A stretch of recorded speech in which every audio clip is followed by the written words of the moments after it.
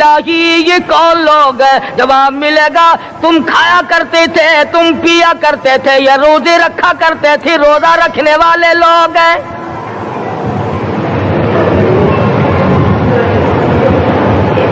ملتان کے دوستو، اگر تمہاری یہ تمنا ہو کہ ہم قیامت کی پیاس سے بچ جائیں، 50,000 سال کی شدت والی پیاس سے بچ جائیں، قیامت کے دن والی گھبراہٹ سے بچ جائیں، قیامت کے خوفناک عذاب سے بچ جائیں، اگر 50,000 سال کی دھوپ سے بچنا چاہتے ہو، شدت سے بچنا چاہتے ہو، گرمی سے بچنا چاہتے ہو، پیاس سے بچنا چاہتے ہو، مسلم شریف کی روایت میں ہے ایک آدمی کی زبان اتنی باہر لٹک جائے گی اس پہ 18 آدمی کھڑے ہو سکے۔ ان تمام پیاسوں سے، گھبراہٹوں سے اگر بچنا چاہتے ہو، اتنی شدید گھبراہٹ آئے گی، اتنا سخت ماحول بن جائے گا۔ قرآن کریم کہتا ہے یا ایھا الناس اتقوا ربکم، ڈرو اپنے پروردگار سے جتنے تمہیں آنکھیں دی، اتقوا ربکم، ڈرو اس پروردگار سے جس نے زبان دی، اتقوا ربکم، ڈرو اس پروردگار سے جس نے اولاد دی، اتقوا ربکم، ڈرو اس پروردگار سے جس نے کاروبار دیا، ڈرو اس پروردگار سے جس نے ہاتھ دیے، جس نے پیر دیے۔ فرمایا اتقوا ربکم ان زلزلۃ الساعۃ شیء عظیم، اتنا سخت گھبراہٹ ہوگا قیامت کے دن۔ نبی کریم صلی اللہ علیہ وسلم نے فرمایا اگر کوئی اس پیاس سے بچنا چاہتا ہے، اس گھبراہٹ سے بچنا چاہتا ہے، تو ایک ہی صورت ہے کہ وہ رمضان کے روزے رکھا کرے۔ حدیث میں آتا ہے کہ قیامت کے دن اللہ پاک جل شان عرش عظیم کے سائے میں کچھ لوگوں کو دسترخوان پہ بٹھا کر کھانا کھلائیں گے۔ اس تباہ کاریوں والے دن، پریشان حال والے دن، جس دن یہ حال ہو، فرمایا یوم یفر المرء من اخیہ و امہ و ابیہ و صاحبتہ و بنیہ، اما ابا بیوی اولاد کوئی بھی کام آنے کو تیار نہیں۔ حالات اس طرح سے دگرگوں بن جائیں گے۔ فرمایا کلا اذا بلغت التراقی وقیل من راق وظن انہ الفراق والتفت الساق بالساق الى ربک یومئذ المساق۔ فرمایا موت تمہارا کام آ کر تمام کر دے گی، یہ ہاتھ کام نہ کریں گے، یہ آنکھ کام نہ کریں گی، یہ پیر کام نہ کریں گے، یہ دل و دماغ نکما ہو جائے گا، یہ بیوی بچے کام نہ آئیں گے، یہ دھن دولت کام نہ آئے گی، تمام کا تمام نظام کائنات بیکار ہو جائے گا۔ تو خداوند کریم نے رمضان المبارک کے ساتھ ساتھ شب قدر کی حاج کی رات عطا فرمائی، اور یوں فرمایا اے میرے محبوب آپ رویا نہ کریں، آپ غم زدہ نہ ہوں، آپ پریشان حال نہ رہا کریں، میں نے تیری امت پہ کرم کر دیا، ایک رات ایسی عطا کر دی جو 1000 مہینوں سے بہتر ہے۔ اور قرآن کریم پڑھنے کا لطف میں اور آپ کیا جانے۔ جاؤ ابو بکر صدیق رضی اللہ تعالیٰ عنہ سے پوچھو کیسا قرآن کریم پڑھا کرتا تھا۔ سارے کافروں نے کھڑے ہو کر کے اعتراض کیا ابو بکر کو ہم زور سے قرآن کریم نہیں پڑھنے دیں گے۔ ابو بکر قرآن پڑھتا ہے، ہماری عورتیں پر اثر انداز ہوتا ہے، ہمارے بچوں پہ اثر ہوتا ہے، اور مکے کے کافروں کا یہ بیان ہے کہ جب صدیق اکبر قرآن پڑھتا تھا پہاڑ لرز جایا کرتے تھے۔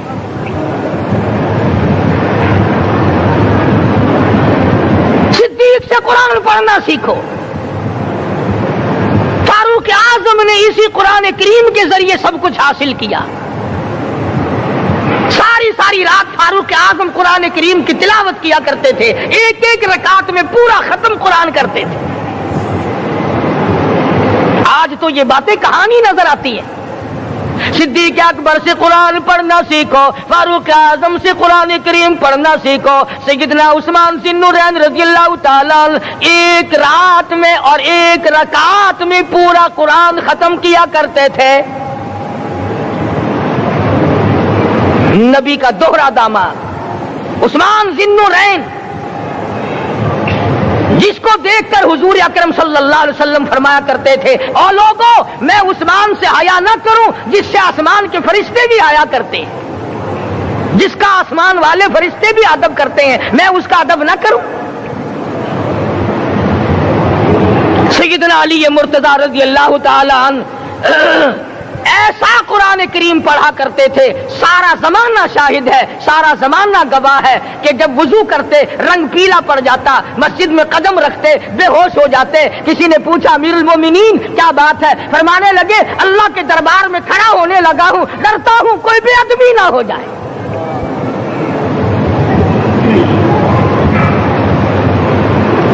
قرآن کریم ان سے پڑھنا سیکھو۔ حسین نے تلواروں کی چھاؤں میں قرآن پڑھا، نیزے کی نوک پہ قرآن پڑھا۔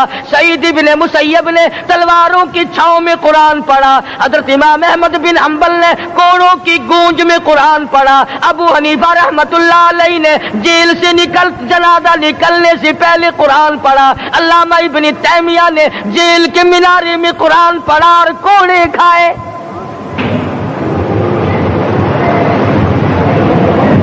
تم بھی قرآن پڑھتے ہو، جب کوئی مر جائے نا پھر قرآن پڑھتے ہیں، اور وہ بھی صحیح سالم پورا نہیں ہوتا۔ کیوں پڑھے؟ کوئی باپ مرے تیرا قرآن کریم پڑھے مولوی، کیوں؟ تیرے باپ کے نوکر ہے مولوی؟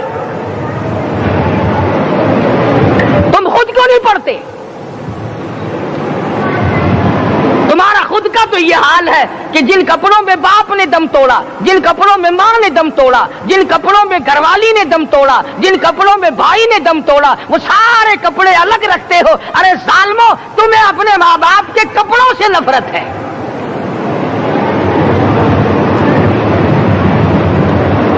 باپ کی دکان سے نفرت تو نہیں، باپ کی چارپائی سے بڑی نفرت ہے۔ جس بستر پہ باپ دم توڑے تم اس بستر کو نہیں استعمال کرتے۔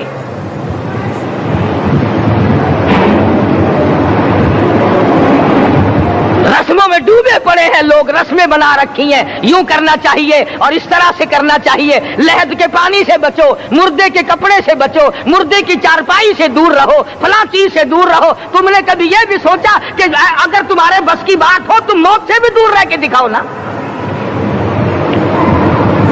اور وہ تو یہ شکر ہے کہ اللہ پاک نے قانون موت کا اپنے ہاتھ میں رکھا، ورنہ یہ جتنے بڑے بڑے ہیں نا، یہ سارے کے سارے فرشتوں کو پیسے دے کر ہمیں مرواتے رہتے۔ یقین جانو سرمایہ دار اور یہ بڑے بڑے افسر سب بچے رہتے، ہمارا تختہ نکلوا دیتے۔ شکر ہے اسرائیل رشوت نہیں لیتا۔ اگر وہاں نوٹوں کے تھبے چلتے تو یقین جانو چپکے سے کان میں کہہ دیا کرتے اسرائیل کے برابر والے کا کام کر دے، میرا نہیں برابر والے کا رگڑا نکال دے۔ اللہ نے نظام اپنے ہاتھ میں رکھا پھر بھی لوگ نہیں ڈرتے۔ فرمایا تبارک الذی بیدہ الملک، تمام برکتیں اس ذات کے ہاتھ میں ہے جس کا ملک میں راج ہے۔ وَهُوَ عَلَى كُلِّ شَيْءٍ قَدِيرٌ، ہر چیز پہ وہ قادر ہے۔ سمندر کا قطرہ قطرہ اس کے قبضے قدرت میں، درختوں کا ایک ایک پتا اس کے قبضے قدرت میں، زمین کا ایک ایک ذرہ رب العالمین کے قبضے قدرت میں ہے، پہاڑوں اور پتھروں کی ایک ایک کنکری اللہ کے اپنے قبضے میں ہے، موت اور زندگی کا نظام بھی اس نے اپنے قبضے میں رکھا ہے۔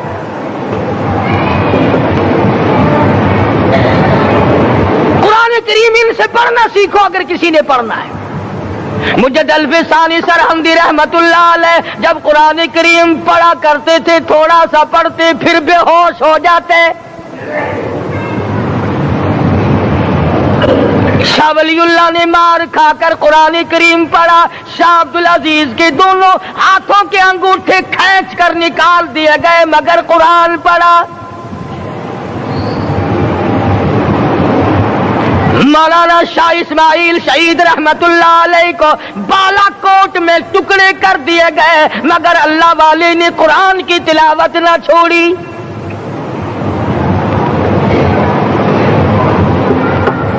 ان حضرات نے قرآن پڑھا ہے۔ ہمیں اگر قرآن کی لذت آ جائے، قرآن کریم کا مزہ معلوم ہو جائے، حلاوت معلوم ہو جائے، ہم تمام زندگی تلاوت ہی کرتے رہیں۔ حضرت لاہوری رحمت اللہ علیہ رات دن تلاوت کیا کرتے تھے۔ ظالم افیسروں نے برف کی سلی پہ لٹا لیا اور حضرت سے کہا گیا کہ آپ اپنے مطالبے ختم نبوت سے دستبردار ہو جائیں، تو حضرت نے جواب دیا میں جان کا سودا کر چکا ہوں، ایمان کا سودا نہیں کرتا۔ سید عطا اللہ شاہ صاحب بخاری سب قید رحمت اللہ علیہ جیل میں ہیں، 20 سیر گندم روزانہ پیسنے کے لیے ملتی ہے، پسا ہوا آٹا انتظامیہ کے حوالے کر دیتے ہیں۔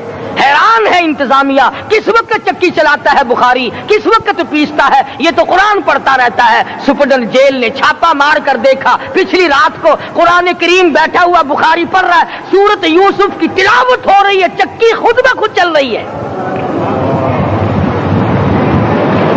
دانے خود بخود اٹھ کر چکی میں پڑھ رہے ہیں۔ یہ حضرات تھے جنہوں نے قرآن مجید لذتوں کے ساتھ پڑھا۔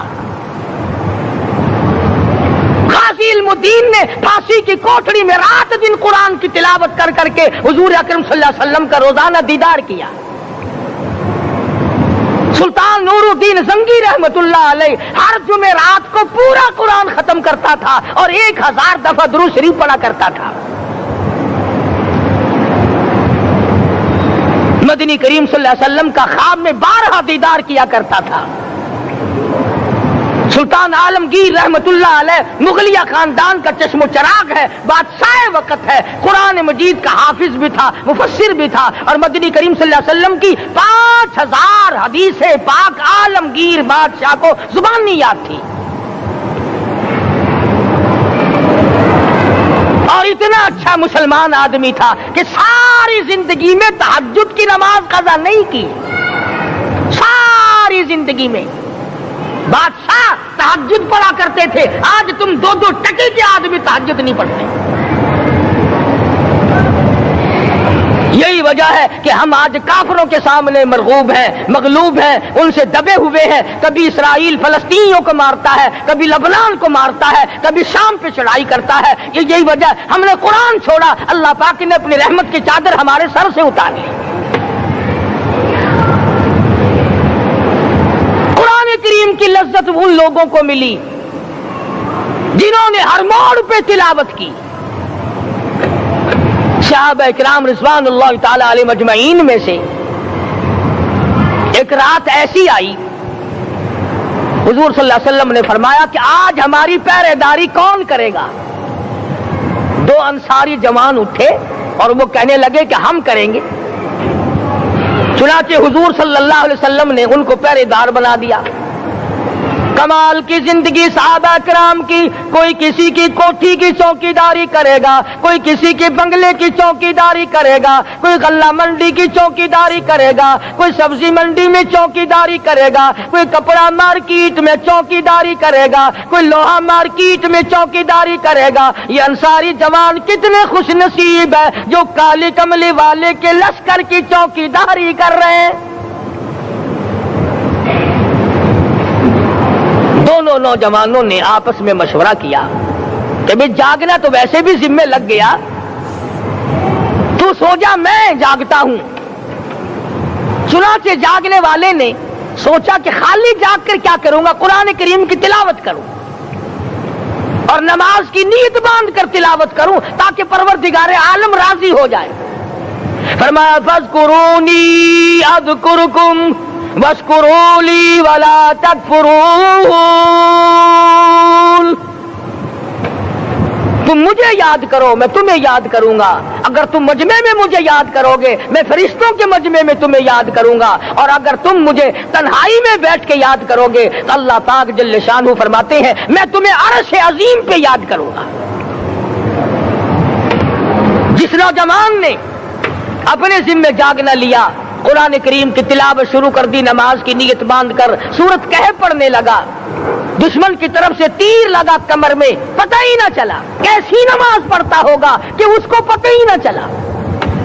دوسرا تیر لگا، تیسرا تیر لگا، خون بہ کر سونے والے ساتھی کے نیچے پہنچا، اس نے اٹھ کر شور مچایا نماز ختم کر، دشمن آ گیا۔ چنانچہ جب نماز ختم کی تو کمر پہ ہاتھ لگا کر کہنے لگا کہ میری کمر میں تو تیر چبھے ہوئے ہیں۔ انہوں نے کہا تجھے پتا نہیں؟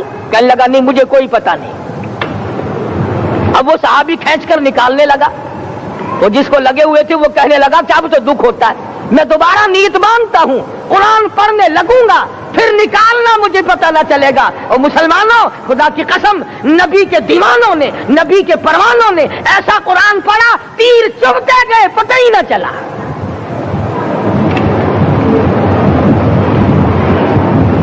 میرے نبی تیرے نبی ساری کائنات کے نبی، عرشیوں کے نبی، فرشیوں کے نبی مدنی کریم صلی اللہ علیہ وسلم نے ایک ایک وقت میں 15 دن درختوں کے پتے چبا کر خدا کا قرآن پڑھا۔ آج ہم لوگ مکھن کھا کر قرآن نہیں پڑھتے۔ مدنی کریم صلی اللہ علیہ وسلم نے ایک ایک وقت میں 2 پتھر اپنے پیٹ پہ باندھ کر خدا کا قرآن پڑھا۔ آج ہم لوگ ہزاروں نعمتیں کھا کر قرآن کریم نہیں پڑھتے۔ سیدہ عائشہ صدیقہ رضی اللہ تعالی عنہ فرماتی ہیں کہ جب رمضان کا چاند نظر آتا تو حضور صلی اللہ علیہ وسلم کا رنگ پیلا پڑ جاتا، دعا میں عاجزی بڑھ جاتی، رکعت لمبی ہو جاتی، سجدے لمبے ہو جاتے، اللہ سے مانگنا بڑھ جاتا۔ فرماتی ہے کہ ایک دن حضور صلی اللہ علیہ وسلم نے ساری رات رو رو کے گزاری، تو صبح کو میں نے عرض کیا کہ یا رسول اللہ آپ اتنے پریشان جو ہوتے ہیں کیا آپ کو اپنی بخشش کا یقین نہیں؟ تو آپ نے فرمایا میری عائشہ جب مجھے یقین ہے تو کیا میں خدا کا شکر گزار بندہ نہ بنوں؟ اس نے جو مجھے اتنا بڑا مرتبہ عطا کیا ہے میں اس کا شکر گزار بندہ نہ بنوں؟ نبی ساری رات روئے، امتی ساری عمر میں ایک دن نہ رویا۔ فرمایا ان تعذبهم فإنهم عبادك، ان تعذبهم فإنهم عبادك وَإِن تَغْفِرْ لَهُمْ فَإِنَّكَ أَنْتَ الْعَزِيزُ الْحَكِيمُ۔ ساری رات گزار دی اسی آیت کو تلاوت کرتے کرتے محمد عربی صلی اللہ علیہ وسلم نے او میرے رب اگر تو ان کو عذاب دے تو یہ تیرے بندے ہیں، اور اگر معاف کر دے گا تو تیرے خزانے میں کوئی کمی نہیں۔ وَإِن تَغْفِرْ لَهُمْ فَإِنَّكَ أَنْتَ الْعَزِيزُ الْحَكِيمُ۔ تو بخشنے والا ہے، تو غالب اور حکمتوں کا مالک ہے، تیرے یہاں کون سی کمی آ جائے گی؟ صحابہ کرام تو جیا کرتے تھے اسی کے سہارے سے۔ سیدنا معاذ بن جبل رضی اللہ تعالیٰ ہر وقت دعا کرتے تھے الہی جب میری موت آئے، رمضان کا مہینہ ہو، گرمی کا موسم ہو، میرا روزہ ہو، جہاد فی سبیل اللہ ہو، کافروں سے مقابلہ ہو رہا ہو، لڑائی ہو، اعلان ہو چکا ہو، تؤمنون باللہ ورسولہ وتجاہدون فی سبیل اللہ۔ حضرت معاذ دعا کرتے ہیں کہ میں تو یہ دعا کرتا ہوں کہ گرمی ہو، میرا روزہ ہو، کفار سے مقابلہ ہو، وہ میرے ٹکڑے کر دیں، میری زبان کاٹ دیں، تیری عدالت ہو، میری پیشی ہو۔ جب میرا خدا پوچھے معاذ دنیا سے کیا لایا، عرض کروں الہی زبان کٹا کے آیا ہوں، روزہ رکھ کر آیا ہوں، ارادہ یہ ہے کہ تیرے محبوب کے حوض کوثر سے روزہ افطار کروں گا۔ آج قوم کھلے بندوں کھاتی پھرتی ہے، انہیں شب قدر کا کیا پتا، انہیں لیلۃ القدر کا کیا پتا، انہیں رمضان المبارک کی بابرکت گھڑیوں کا کیا پتا۔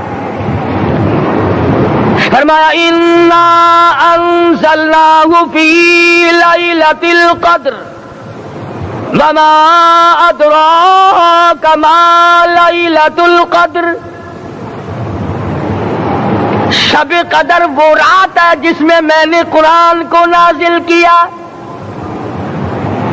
جمہور علماء کے نزدیک آج کی رات ہے وہ جس میں قرآن کریم نازل ہوا۔ حدیث میں آتا کہ جنت میں درخت اسی رات میں لگائے گئے۔ حضور صلی اللہ علیہ وسلم نے فرمایا کہ جنت کو اسی رات میں سجایا جاتا ہے، جنت کے دروازوں کو کھول دیا جاتا ہے، ایک ہوا چلتی ہے، حلقے بجتے ہیں، پوچھا جاتا ہے یہ کیا بات ہے، جواب ملتا ہے کالی کملی والے کے امتیوں کے لیے جنت کو کھول دیا گیا۔ آج جو لوگ مانگ رہے ہیں، جو لوگ اللہ کے ذکر میں بیٹھے ہیں، یہ پاگل نہیں، یہ دیوانے نہیں۔ ارشاد مدنی کریم صلی اللہ علیہ وسلم کا اسی رات کے بارے میں فرمایا، اللہ پاک جبریل امین کو حکم دیتے ہیں جھنڈا لے کر دنیا میں چلے جاؤ، لاکھوں کروڑوں فرشتوں کو ساتھ لے جاؤ، ہر گھر میں جاؤ، ہر دعا کرنے والے کی دعا پہ آمین کہو، جہاں جا میرے نیک بندے موجود ہیں اور جبریل ان سے مصافحہ کر۔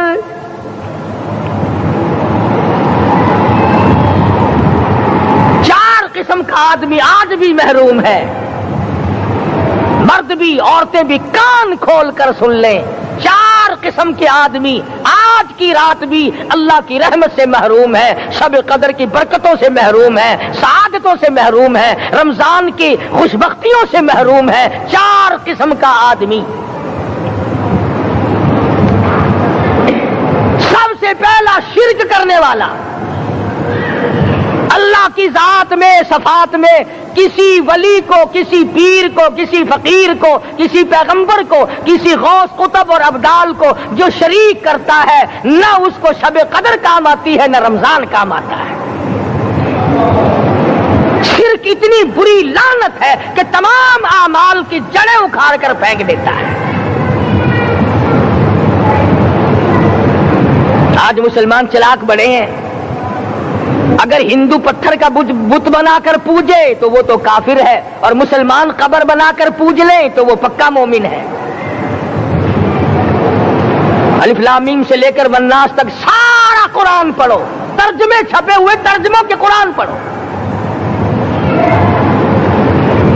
فرمایا لا تشرک باللہ، اے معاذ اللہ کی ذات و صفات میں کسی کو شریک نہ بنانا۔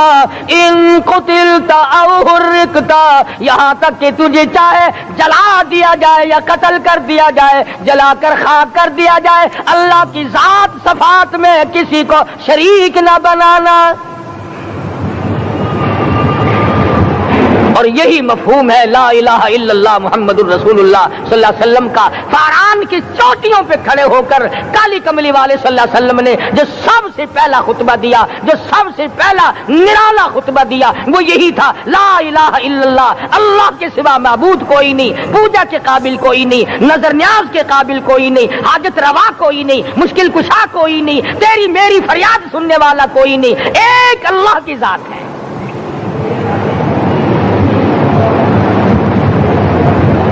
آج تو لوگ درختوں کی پوجا الگ کرتے ہیں، پانی کی پوجا الگ کرتے ہیں، قبروں کی پوجا الگ کرتے ہیں، اور پھر مومن کے مومن ہیں۔ تو چار قسم کے آدمی اس رات میں بھی اللہ کی رحمت سے محروم ہے۔ سب سے پہلا شرک کرنے والا، دوسرے نمبر پہ جس کے گھر میں کتا ہو یا خنزیر ہو، شوقیہ کتا یا خنزیر پال رکھا ہو، تیسرے نمبر پر وہ مرد عورت جو بدکاری بدماشی کر کے بے غسلے پڑے ہوں، اس گھر میں جبریل یا کوئی رحمت کا فرشتہ آج دریائے کرم بہ رہا ہے پھر بھی نہیں جاتے۔ اور چوتھے نمبر والا جو مسئلہ ہے اس میں ایسا معلوم ہوتا ہے کہ ہمارے کسی کے گھر میں بھی فرشتے نہیں جائیں گے۔ اب پہلے 3 نمبروں میں تو آپ خوش ہو گئے ہوں گے کہ الحمدللہ کافی سارے لوگ ہیں جو شرک نہیں کرتے، یا کتا خنزیر نہیں پالتے. الحمدللہ نیک لوگ ہیں, اچھی نسل ہے, شرافت والے ہیں, بدکاری بدماشی زنا بھی نہیں کرتے. مگر چوتھا جرم ایسا ہے کہ وہ عام لوگ کرتے ہیں اور عام گھر محروم رہ جاتے ہیں, اور وہ ہے شوقیہ تصویر گھر میں رکھنا. ایک لڑکا اٹھتا ہے گھر میں, کبھی کسی کی تصویر لگا لیتا ہے, کبھی کسی کی تصویر لگا لیتا ہے.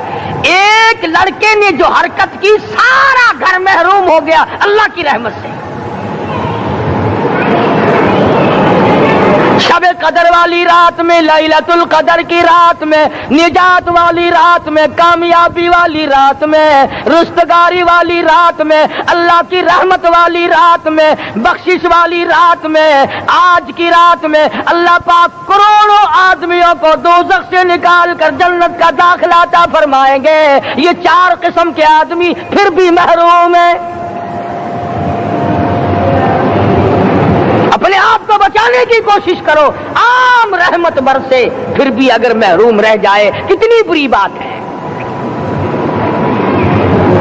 امام فخر الدین رازی رحمت اللہ علیہ نے لکھا ہے کہ شب قدر کی عبادت اگر ایک رات کسی کو مل جائے تو 83 سال 4 مہینے مستقل عبادت میں گزارنے کا ثواب ملتا ہے. اسی کو فرمایا انا انزلناہ فی لیلۃ القدر وما ادراک ما لیلۃ القدر.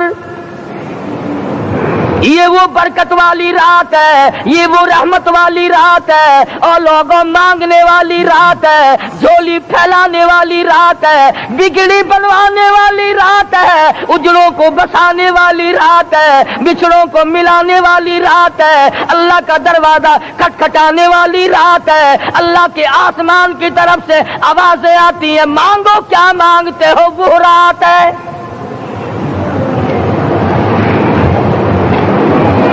اب نبی کریم صلی اللہ علیہ وسلم کی زبان مبارک پر اگر کوئی یقین نہ کرے تو اس کا کیا علاج ہے؟ صحابہ کرام کو تمام چیزوں پہ یقین تھا, اس لیے قرآن نے ان کی گواہی دی. اذ جاؤکم من فوقکم ومن اسفل منکم واذ زاغت الابصار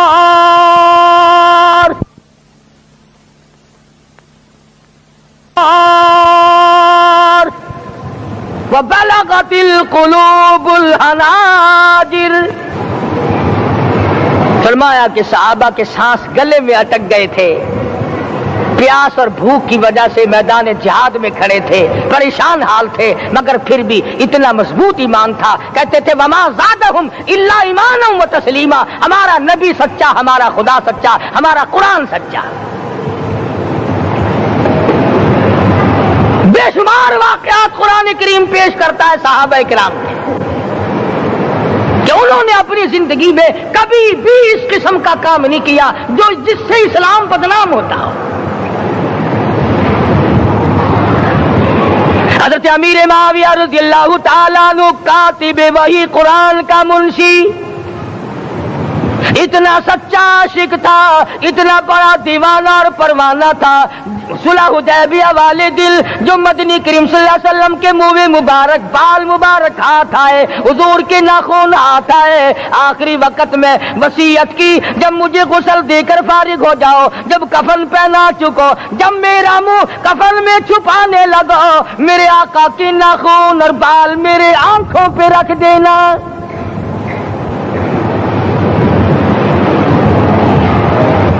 اس قدر جذبہ تھا ان حضرات میں.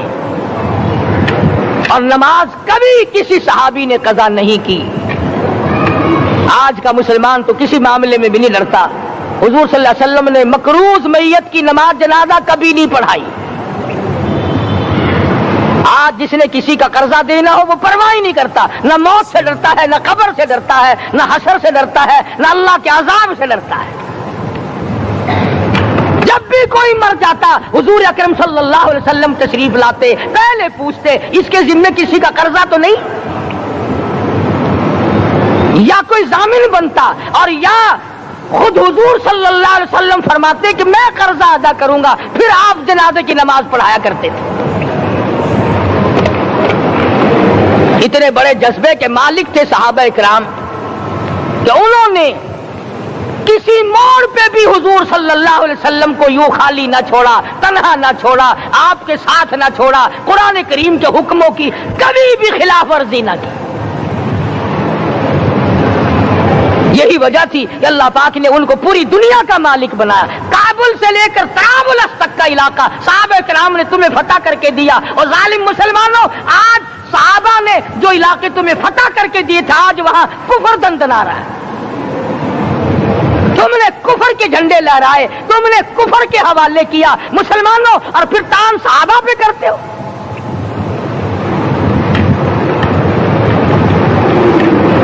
آج کی رات کے بارے میں قرآن کریم فیصلہ کرتا ہے، فرمایا لیلۃ القدر خیر من الف شہر، 1000 مہینوں سے بہتر ایک رات عطا ہو گئی۔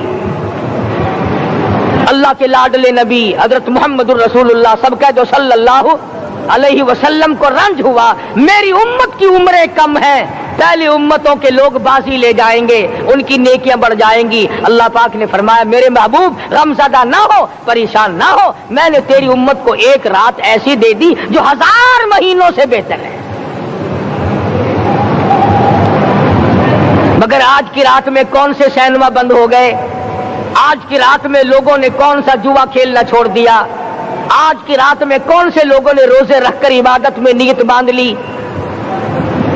الحمدللہ نیکی کرنے والوں کی بھی کمی نہیں، مگر بغاوت کرنے والوں کی بھی تختے زمین پہ کمی نہیں۔ خدا کہتا مانگو کیا مانگتے ہو، ہم کہتے نہیں ہمیں ضرورت ہی نہیں۔ فرمایا تنزل الملائکۃ والروح فیہا بإذن ربہم من کل امر سلام۔ جبریل آسمان سے آئے، کروڑوں لاکھوں فرشتے آئے، عرش عظیم کو چھوڑ کر فرشتے تیری عبادت کو دیکھنے آئے، بیت المعمور کی عبادت کو چھوڑ کر فرشتے تیری دعا پہ آمین کہنے آئے، تو سویا ہوا ہے۔ ایک ہی فکر ہے کہ مجھے عید کے لیے جوتے لانے ہیں، کپڑے سلوانے ہیں، فلاں چیز کرنی، اور یہ فکر نہیں کہ ایسا نہ ہو اگر رمضان میں میری نجات نہ ہوئی تو میں مارا جاؤں گا۔ اس کی ذات بڑی بے نیاز ہے، وہ جب کسی کو نوازتا ہے تو یوں ہی نوازتا ہے۔ اللہ اکبر۔ ساری ساری رات رونے والے لوگ، فرمایا والذین یبیتون لربہم سجدا وقیاما، وہ لوگ کامیاب ہیں جن کی راتیں سجدوں میں بیت گئی۔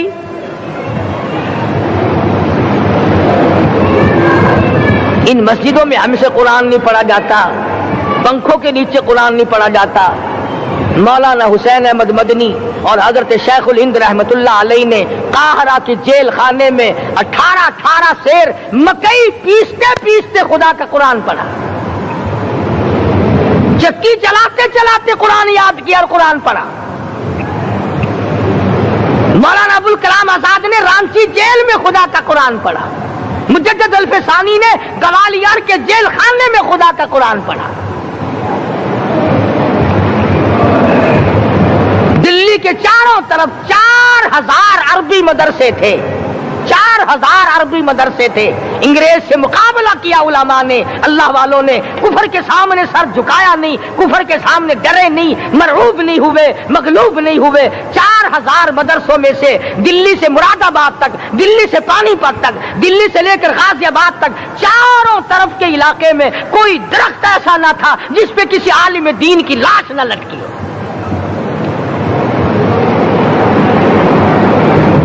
اسلام کی حفاظت بابو نے نہیں کی، اسلام کی حفاظت انگریزی خانوں نے نہیں کی، بوریا نشینوں نے کی ہے، مسجد میں بیٹھنے والوں نے کی ہے، لوٹے سے وضو کرنے والوں نے کی ہے، سوکھے ٹکڑے کھانے والوں نے قرآن کی حفاظت کی ہے، انگریزی خانوں نے نہیں کی ہے۔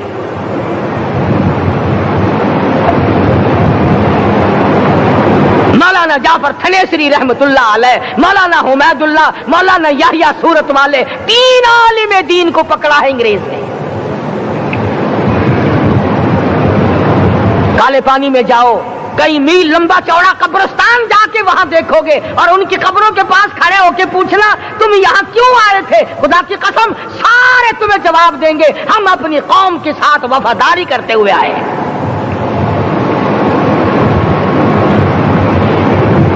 पैरों में बेड़ियां हैं, चाबुक मारे जा रहे हैं उलमाए दीन को। अंबाले की जेल में रोजाना पिटाई होती, रोजाना मारा जाता है। लाहौर तक घसीट कर लाया गया, 20-20 शेर लोहा उलमा के, अल्लाह वालों के पैरों में डाल रखा है। तुमने तो सिर्फ यही सोचा है ना कि कोई मर जाएगा तो छोलों पे बैठ के कुरान पढ़ेंगे। नहीं नहीं, अल्लाह वालों ने पैरों में बेड़ियां पहनकर कुरान पढ़ा, हाथों में हथकड़ियां पहनकर कुरान पढ़ा, चाबुक और कोड़ों के साए में कुरान पढ़ा, तलवार की नोक पे कुरान पढ़ा। मौलाना जाफर थनेसरी रहमतुल्लाह अलैह फरमाते हैं कि हम तीनों को फांसी का हुक्म दे दिया अंग्रेज ने। तो जो परवाना लेकर आया हम बड़े खुश हुए, उछलने लगे, कूदने लगे कि लो भाई अल्लाह पाक ने शहादत का इंतजाम कर दिया।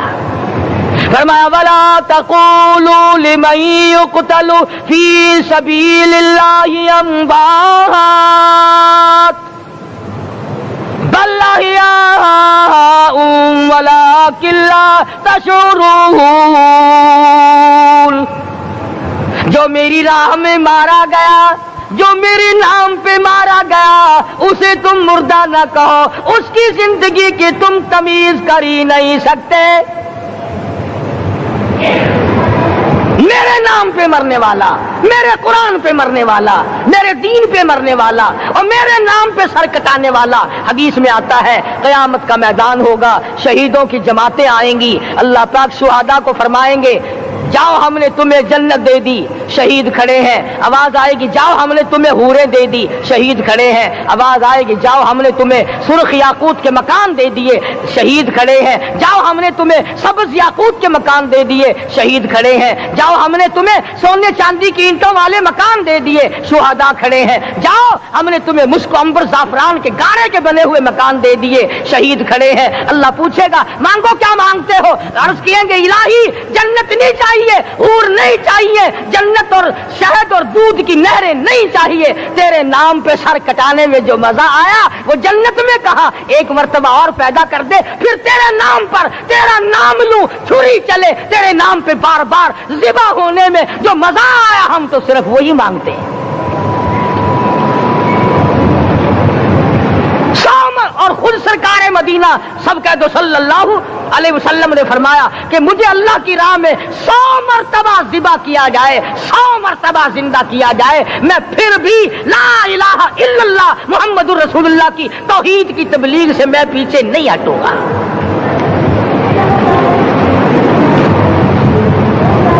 कभी तो गौर करो अक्लमंद हो सारे कि आज मुसलमान क्यों मार खा रहा है। अफगानिस्तान में मुसलमान पिट रहा है, हिंदुस्तान में मुसलमान मार खा रहा है, फलस्तीन में मुसलमान मार खा रहा है, लेबनान में मुसलमान की पिटाई हो रही है, श्रीलंका में मुसलमान को ज़िबा किया। आखिर हो क्या गया? हमने ऐसा क्या गुनाह कर दिया कि चारों तरफ कुफर चढ़ गया और हम मर गए?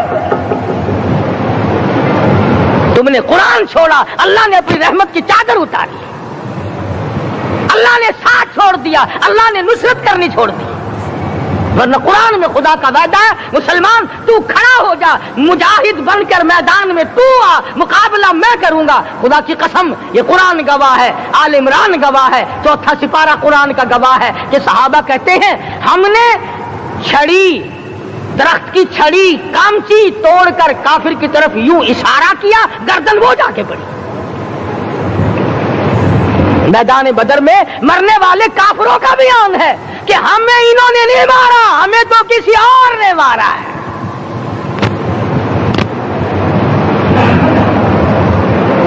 एक दिन मक्का मुकर्रमा में उमैया इब्ने खलफ अपने घोड़े को पानी पिला रहा है। अल्लाह पाक बैतुल्लाह की हर मुसलमान को ज़ियारत नसीब फरमाए। हुजूर सल्लल्लाहु अलैहि वसल्लम ने पूछा क्या कर रहा है? कहने लगा घोड़े को पानी पिला रहा हूं, तैयार कर रहा हूं घोड़ा, नऊज बिल्ला इस पे चढ़कर तुझे कत्ल करूंगा। किसको कहता है? محمد عربی صلی اللہ علیہ وسلم کو دھمکی دیتا ہے، مکے کا چودھری، مکے کا سردار، مکے کا ایک رئیس امیہ بن خلف سرکار دو جہاں حضرت محمد الرسول اللہ صلی اللہ علیہ وسلم کو دھمکی دیتا ہے، میں اس گھوڑے پہ چڑھ کر تجھے قتل کروں گا۔ حضور صلی اللہ علیہ وسلم نے جواب بن ارشاد فرمایا، انشاءاللہ میں ہی تجھے قتل کروں گا، میں ہی تجھے قتل کروں گا۔ بات آئی گئی ہو گئی۔ میدان بدر میں امیہ حضور کے سامنے آیا، ایک جال کے درخت کی پتلی سی چھڑی تھی، حضور صلی اللہ علیہ وسلم نے اس کے کندھے پہ مار دی، امیہ بن خلف کے کندھے پہ جال کی چھڑی مار دی پتلی سی۔ یوں لکھا کتابوں میں، گدھے کی طرح رینگتا تھا، چیختا تھا، چلاتا تھا، ہائے مر گیا، ہائے مر گیا، تباہ ہو گیا، برباد ہو گیا۔ کافر کہنے لگے، وہ بے غیرتی، لوگوں کے گلے کٹے پڑے ہیں، وہ تو شور نہیں کرتے، تجھے ذرا سی چھڑی لگی ہے تو شور کر رہا ہے۔ سب کی توجہ ہے میری طرف، آپ سب کا دھیان ہے، بات سمجھ میں آ رہی ہے؟ امیہ کو کافروں نے غیرت دلائی، وہ کہنے لگے شرم کر، شور مچا رہا، گدھے کی طرح رینگ رہا ہے، بازو کٹے پڑے ہیں، گلے کٹے پڑے ہیں، وہ تو اس طرح کا شور کرتے نہیں، تجھے کیا ہوا؟ خدا کی قسم، تھا تو کافر، تھا تو ظالم، تھا تو مکے کا چودھری، مگر بات بڑی پتے کی کہی، بات بڑی پتے کی کہی۔ کہنے لگا، مجھے غیرت دلانے والوں، کسی کو بلال نے مارا، کسی کو فاروق نے مارا، کسی کو صدیق نے مارا، کسی کو طلحہ زبیر نے مارا، کسی کو عبد الرحمن ابن عوف نے مارا، کسی کو علی مرتضیٰ نے مارا، تمہیں کیا معلوم ہے مجھے مدینے والی سرکار نے مارا ہے؟ اور کہنے لگا، اگر میرا دکھ سارے مکے پہ تقسیم کر دو، جتنی تکلیف مجھے ہو رہی ہے، اگر میری تکلیف کو سارے عرب پہ تقسیم کر دو، امیہ کہتا ہے تمہارے جگر پھٹ جائیں گے، تم تباہ ہو جاؤ گے، مجھے اتنی تکلیف ہو رہی ہے کہ مجھے حضور کے ہاتھ سے چھڑی لگی ہے، میں حضور کا مارا ہوا ہوں۔ کافر کو تو پتہ چل گیا کہ مجھے چھڑی کس کے ہاتھ سے لگی ہے۔ کبھی ہم نے بھی سوچا کہ اگر قیامت کے دن حضور صلی اللہ علیہ وسلم نے ہمیں جواب دے دیا تو ہم کہاں جائیں گے اور ہمارے لیے کون سا راستہ بنے گا؟ فرمایا، تنزل الملائکۃ والروح، آسمان سے فرشتے اترتے ہیں اسی رات میں، تمہاری دعاؤں پہ آمین کہنے کے لیے، تمہارے آنسوؤں کو دیکھنے کے لیے۔ حدیث میں آتا ہے، جہنم کے انگاروں کو سمندر کا پانی نہیں بجھا سکتا، دریا کا پانی نہیں بجھا سکتا، ندی نالوں کا پانی نہیں بجھا سکتا، آنکھوں کا پانی بجھا سکتا ہے۔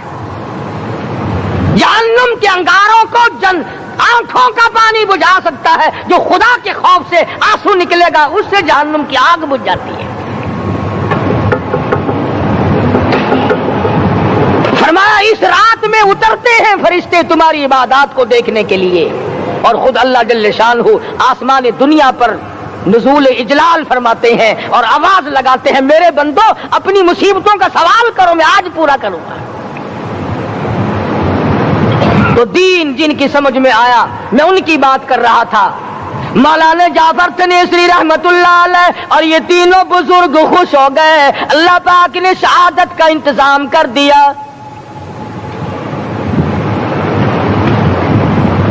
وہ جو پروانہ لے کے آیا تھا پھانسی کا، وہ انگریز افسر کو جا کے کہنے لگا کہ مولوی تو خوش ہو رہے ہیں، پھانسی آنے پر تیار ہیں۔ انگریز کہنے لگا، ہم نے مولویوں کو خوش نہیں ہونے دینا، ہم نے پھانسی کینسل کر دی، ہم نے پھانسی کا حکم منسوخ کر دیا۔